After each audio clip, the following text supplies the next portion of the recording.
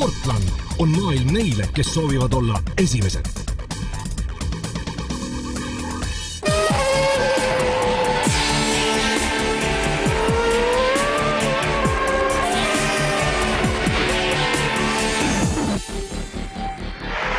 Mootorid mürisevad täna Pärnumaal Põltsepa karjääris, kus sõidetakse Eesti kestvusmotokrossi meistrivõistluste teine etapp. Meie läheme aga praegu alla stardipaika ja vaatame, kuidas see sõit peale algas. Pärnu motoklubi korraldada oli kestvuskrossi Eesti meistri- ja karikavõistluste teine etapp, mis toredas kevadilmas tõi kohale ligi 150 võistlejat. Noorte 100 ja 200 kuubikuliste quadreiserite sõidu kestvuseks oli 20 minutit ja huviga oodati duelli eelmise etapi üldvõitja Martin Adamsoni ja Pärnu motoklubi lootuse Kevin Saare vahel. Vaatamata sellele, et omas klassis on mõlemad ikka võidumehed, käis üldvõidu nimel äge lahing. Stardis oli seekord väga terane Martin ja rebis kohe rivi ette, hästi said liikuma kõik osavõtjad, ka esimene tõusujärgne kurv probleeme kellelegi ei tekitanud. Kohe esimese ringi lõpuks oli Martin Adamsoni edu üllatavalt suur. Kevin Saar oli tõrkuva mootoriga hädas ja pidi korraks isegi seisma jääma. Õnneks oli abi käepärast võtta ja vaatamata peatusele suutis Kevin tõusta lõpuks teiseks ja loomulikult oma klassi võitjaks. Üldvõitja oli aga ülekaalukalt Martin Adamson, kes tegi ka parima ringi aja. Veelgi varem olid rajal olnud kõige nooremad 50 kuubikulistel quadidel ja seal edestas kõiki terve ringiga Alex Sale, kes oli parim olnud ka avaetapil.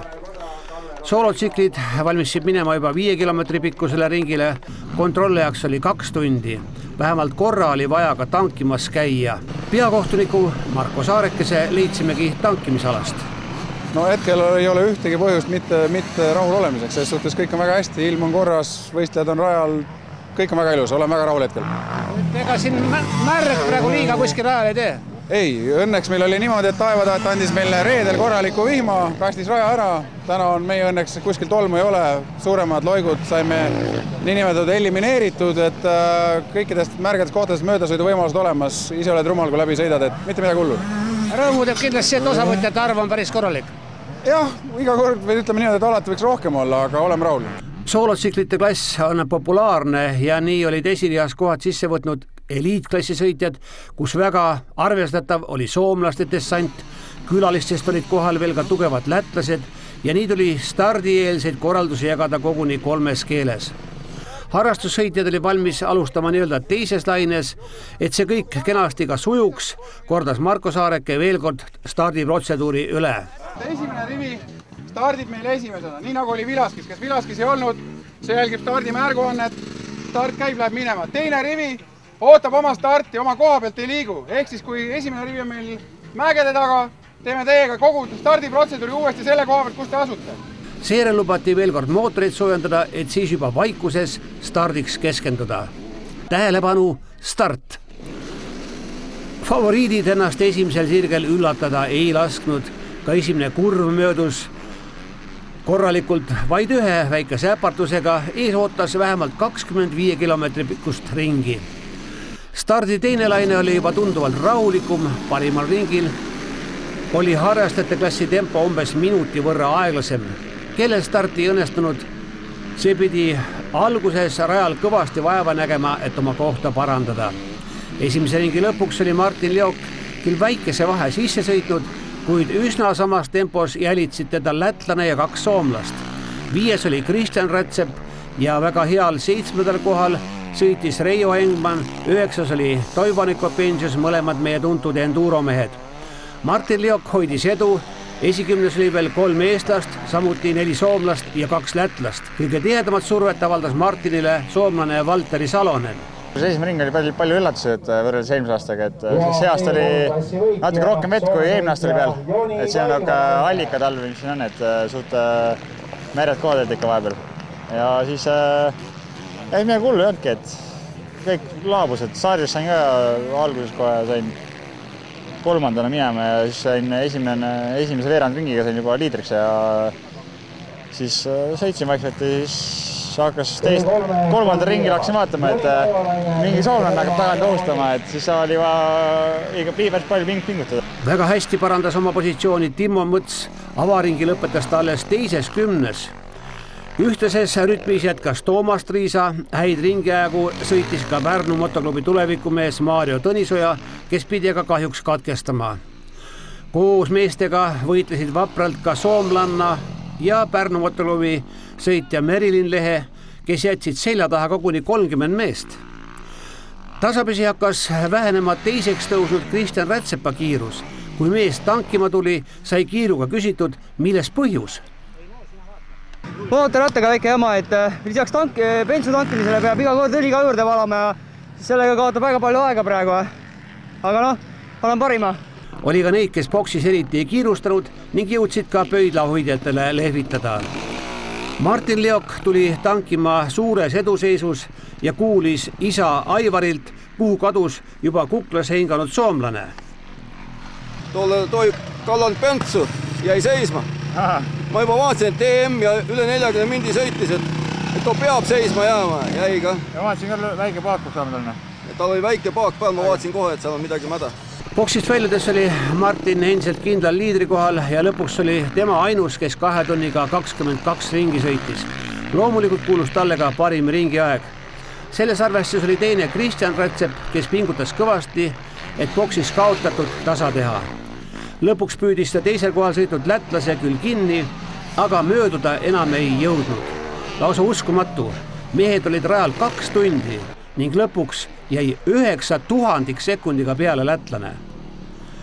Samad 21 ringi sõitis veel ka 4. koha saanud soomlane Karma. 20 ringi meestest olid esimestena kohal Timo Mõts ja Toomas Triisa, üldarvestuses 5. ja 6. Timo sealjuures oma klassi 3. ja Toomas oma klassi võitja. Esikümne lõpetasid koos õpilane ja treener Gert Pääbo ees ja Reijo Engman kannul, sealjuures oli Reijo üle 40. klassi võitja. Harrastajate klassi parim Aavo Ärm sõitis 9. ringi ja oli üldarvestuses 23. Soomlanna Esmeralda Vesterinen oli 50. ja Merilin Lehe 57.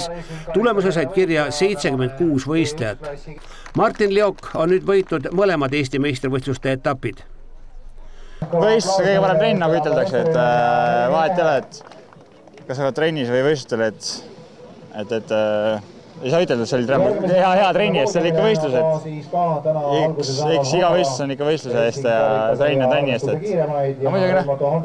sai muidugi jälle seda füüsilist poolt seal natuke juurde ja praegu laabub kõik asi, Sikkel peab vastu ja väga äge. Samal ajal oli eelboksis juba kohad sisse võtnud quadreicerid ja ATV-d, kus sõidukontrollijaks oli 1,5 tundi. Esimestena lubati rajale quadreicerid, kus koos meestega läks kogemusi omandama ka nooruke Martin Adamson. Esimese etapi tulemuste järgi võis eeldada, et võidu otsustavad 3 meest. Ülikogenud Martin Toovis, väga kiire Kaspar Kangur ja alles 17-aastane Pärnu motoklubi sõitja Sten Jubaševski. Kohadidel on üks 4 meest on teistest päris palju üle ja sina kuulud nende hulka, et mis see saladus on? Pole näinud mingit saladust, kõik tuleb omast tahtejõust ja trennidest. Et olete päris palju treeningkilomeetrit neelanud? No käisime 4 poisiga, käisime Itaalias treeninglaagrites, päris hea oli. Seal sai päris hea hoo ülesse. Ma vaatan siin, et olete Kaspar Kanguriga nagu esimese rea sisse võtnud, et tänaseks sõiduks tõsine plaan? On. Ka veisi 3 sisse. Kuidas Potsepa karjääri rada klapib sulle? Lemmikumaid kestvuskrossi radasid on. Nii et kas sina või Kaspar 11 peab täna võitma või? Jah. Täpselt sama plaaniga oli koha sisse võtnud Kaspar Kangur ja kindlasti oli poodiumi koht mõttes ka Martin Toovisil, samuti Siim Vaidel. Väga tõsiselt istus sadulas Martin Adamson. ATV-des oli soosikuid isegi ehk rohkem. Mehed olid veidi mures, sest eelmise etapi liivasel rajal said ketid kõvasti vatti. Eelmisel etapil teie klassi praktiliselt 4 kiiremat jäid raja kõrvale. Kuidas nüüd siis plaan on ja mis seal juhtus?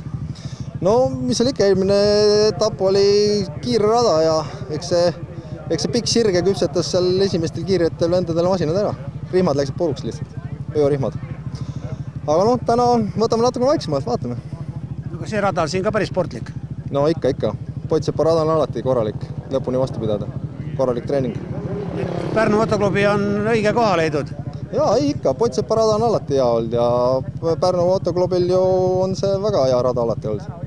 Kuidas sa nende tegemistele vaatad? Ei, Pärnu motoklubi on väga tugev tegija Pärnu maal. Neil on ju tegelikult kõige rohkem klubiliikmeid ja Saareke on ju nii aktiivne selle eesotsas, et mis sealt ikka. Tema on ikka väga suur aktivist seal.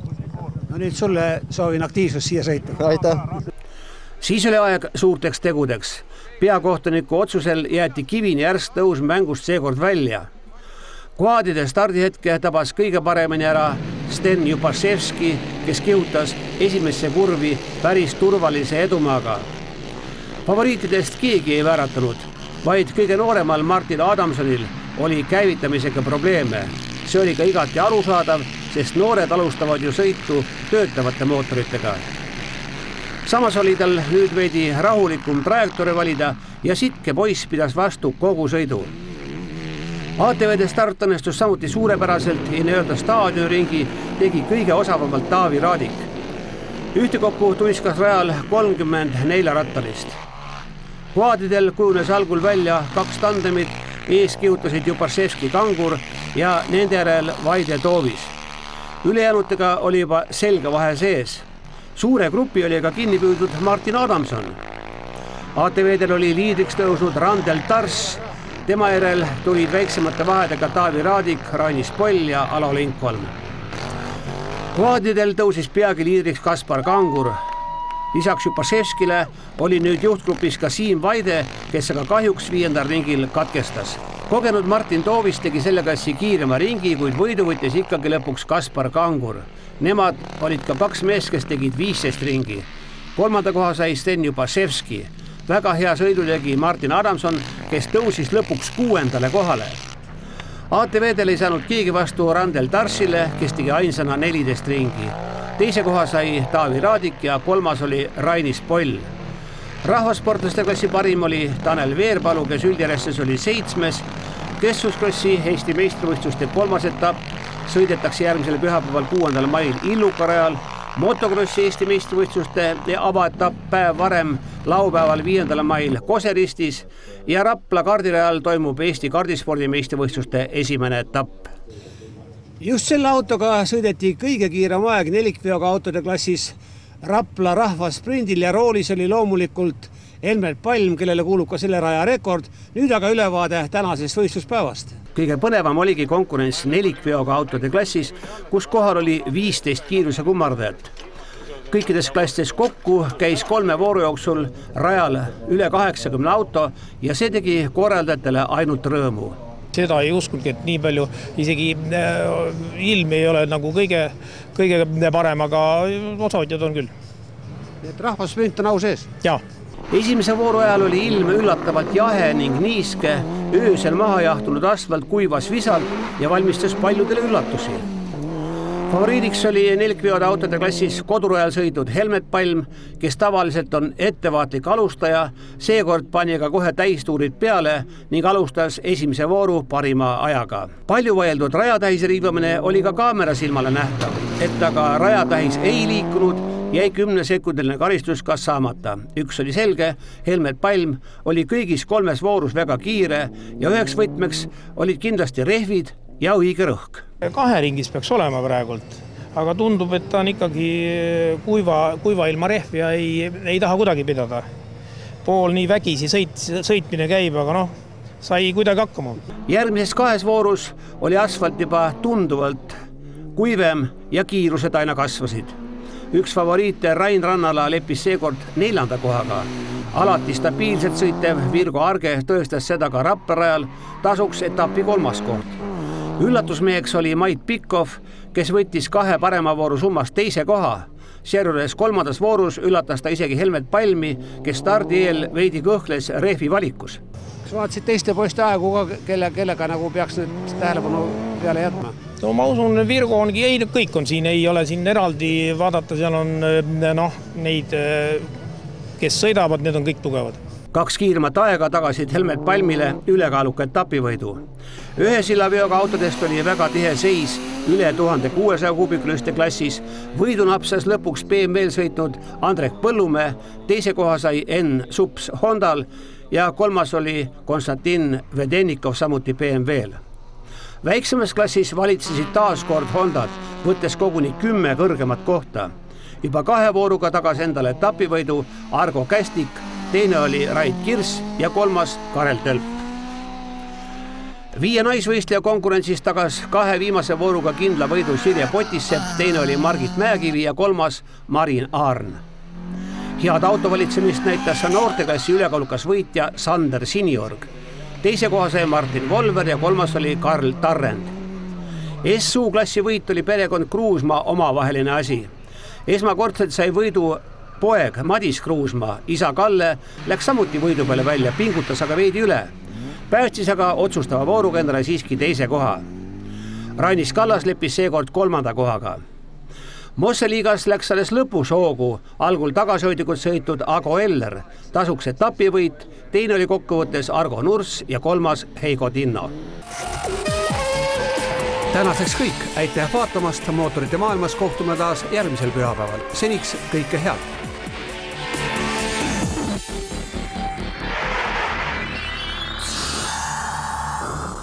Sportland on maailm neile, kes soovivad olla esimesed.